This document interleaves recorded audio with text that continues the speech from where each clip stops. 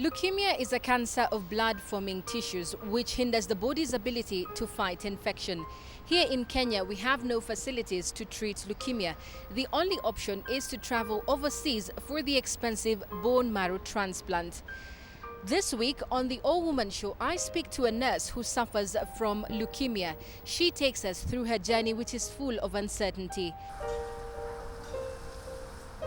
34-year-old Annalisa Njoki remembers the day she was diagnosed with leukemia like it was yesterday.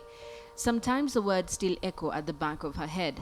How can she, a nurse who has been attending to patients for almost 8 years, be the one to take on the unfamiliar role as a patient? As I get to know her at our Mombasa Road offices during our interview, she tells me that she suffers from acute lymphoblastic leukemia. So when did you first get diagnosed with leukemia? In 2012, I remember it was in January, and I had enrolled in Kenya Methodist University to do a bachelor degree in nursing. So we were preparing to go back to school. We were supposed to open on 13th, and I had finished night duty because I work in a hospital, as I've told you. So I noted a breast lump. So I called my friend to come and just confirm, because she works at a clinic, and when she came she realized there was a lump even on the other side, so it was there on both sides. So the following Monday, that was on Friday, the following Monday I went to our staff clinic, and the doctor checked and confirmed that there were lumps. So she sent me for an ultrasound, and I didn't hesitate. I went for that ultrasound, and it confirmed the same. And so since I was preparing to go back to school, I knew there were the normal lumps. They are called fibroadenomas. So I thought they were the normal lumps, and again, being a nurse, I was thinking there is no history of cancer in the family, so I went for excision the same week. It was on a Thursday, 13th. I went for excision and the removal of the lump. So it was removed, and it was taken to lab for it's called histology, checking whether there could be anything else. And I was given 2 weeks to rest. And those 2 weeks, I was wondering, why are they giving me 2 weeks? I'm okay. Yeah, there was nothing. I didn't have any other signs. So after the 2 weeks, I went to the doctor, and he told me that the labs are not sure about what is happening, but they are suspecting that I could be having a lymphoma. So it was a bad thing to hear, being a nurse, and but they told me that they are just checking. The doctors had become suspicious after doing a total blood count when Annalisa was taken to theatre to remove the lumps. So when they checked, I noted that some levels called platelets were low. The normal is 150 to 450, but it was 113. So with my little knowledge, I knew something was amiss. And but since the level of blood was not that bad, I still went to theatre, and they reassured me that it is a small surgery. It is something minor, so I won't bleed a lot. So now, after we got those results, suspecting that I could be having a lymphoma, I was sent to do, and there was that knowledge that my platelets were low. The doctor suspected that something could be happening in my blood picture. So I was sent to do a bone marrow test, and it was done, and it gave us quite a number of different diagnoses, but then they needed to clarify. So it was sent to different labs, and they confirmed that it was leukemia.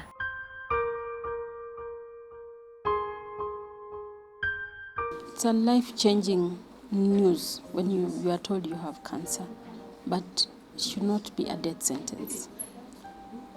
A woman should now learn how to adopt and take care of the new lifestyle, and this includes the fact that you have to go through prolonged treatment, and the fact that now you have to go through maybe regular medical checkup and the fact that you can still get treated and lead a normal life. Annalisa couldn't believe it. How could she have cancer? She felt okay. She never had any symptoms whatsoever. There was no history of the disease in her family. Doctors had to immediately put her on chemotherapy. I couldn't believe that it's me now who is doing this chemotherapy. I stayed for 2 weeks, crying, waiting to die.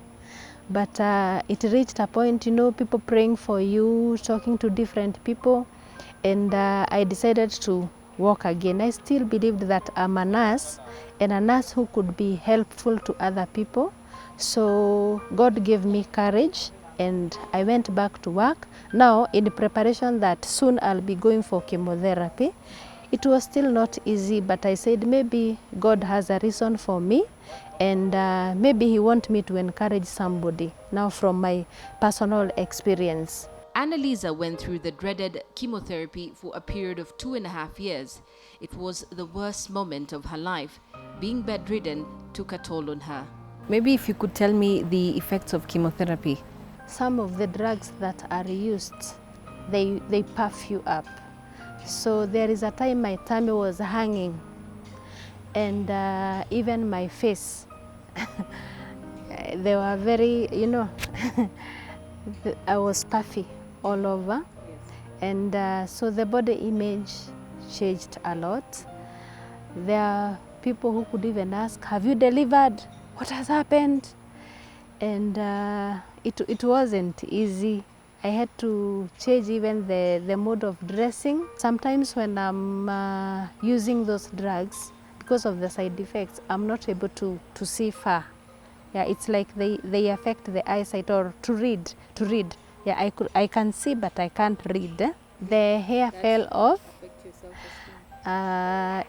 Okay, being a nurse, I knew that one day it will fall, but now it happening to me was not easy. I had long hair, beautiful hair, but now I had to face this challenge of having short hair. I tried those wigs. I couldn't manage with them. Yes, it was a distractor. It stays like 2 weeks. You think that it is not going to fall. Now it has fallen twice. So I've seen it. So once you get the chemotherapy, it stays like for 2 weeks. But then the second week when you comb, it will, like I remember the first time I had lines, because I knew it's going to fall, but I was still in denial that I was told that it's better to shave first so that you don't feel it. But I was saying, let me see it happen. So I waited, and I had lines. So when I try like to undo the lines, now maybe to do them again, I realized that when I comb, you come out with a bunch. Doctors later advised her to have a bone marrow transplant in South Africa, since the facility is not available in the country, but she couldn't afford to come up with over 10 million shillings for the treatment. Now that I couldn't afford that money and the disease was getting bad, now my level of blood was going down and I could feel dizzy. So the doctor told me then we can do chemotherapy, but there was chances of a relapse, that is a disease coming back. But he said there is a small percentage that can get cured with the chemotherapy. So I was given those chemotherapy for 2.5 years. It was very, very expensive, but I did several fundraisings, and that's how I survived to finish the chemotherapy. And I also thank God, because He's the one who gave me the strength. There are many people who have been given chemo and they couldn't make it, but he helped me to go through it. So I finished the chemotherapy, and during that period I was still going to work when I'm not getting the chemo and the radiotherapy. So I finished, and I thought the disease was over, because we kept doing the bone marrow test, and I was told that the disease it could not be detected anymore.